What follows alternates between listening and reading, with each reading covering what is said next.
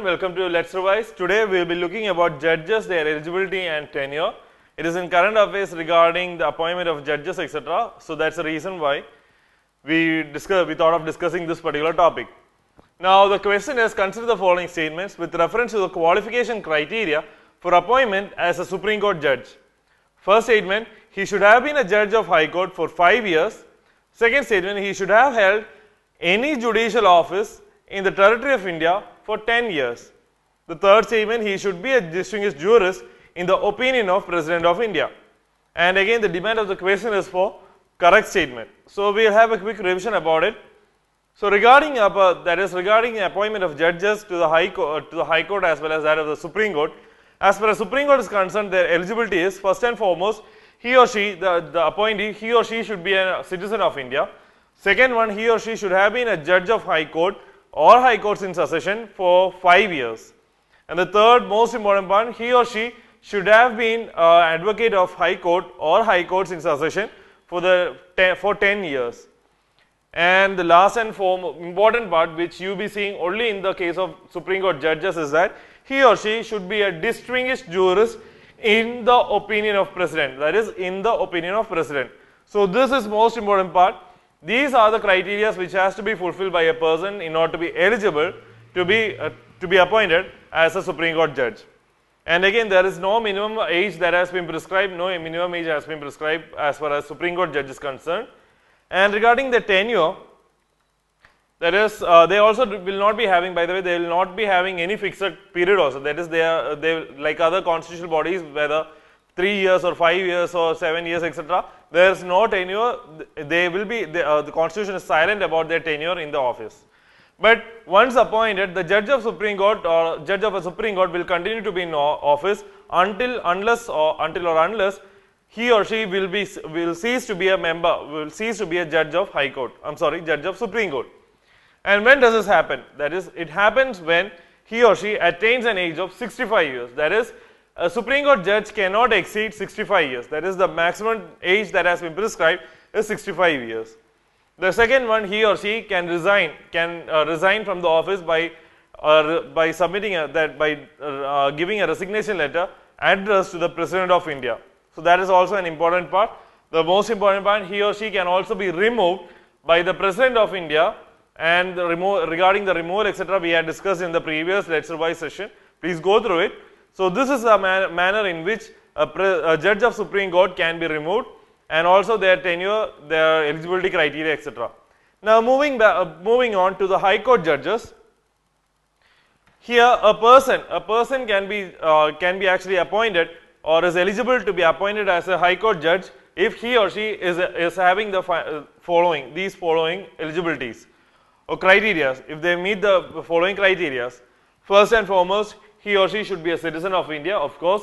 Second one, he or she should have held a judicial office in the territory, any judicial office in the territory of India for the past 10 years. That is, he or she should have held a judicial office in the territory of India for 10 years. And the most important part, this is similar with that of the High Court judge also.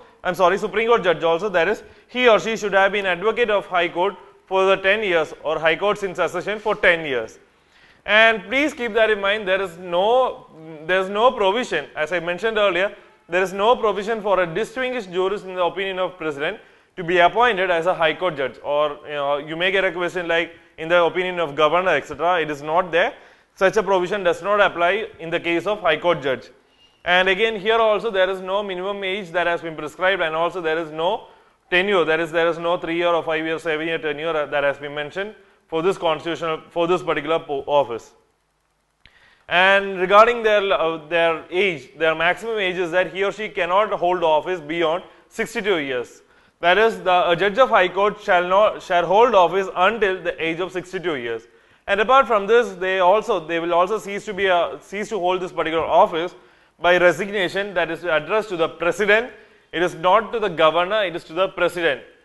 And also being a judge, that is being appointed as a judge of Supreme Court, he or she would actually be moving on to the Supreme Court. So there will be vacancy, that is they will cease to be, or they will be vacant, they will be cease to be a member or a member of that High Court judge.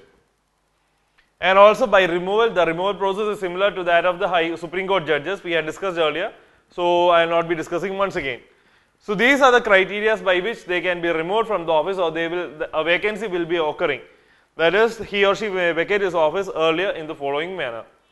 So moving on to the question, consider the following statements. First statement, he or she should have been a judge of High Court for 5 years.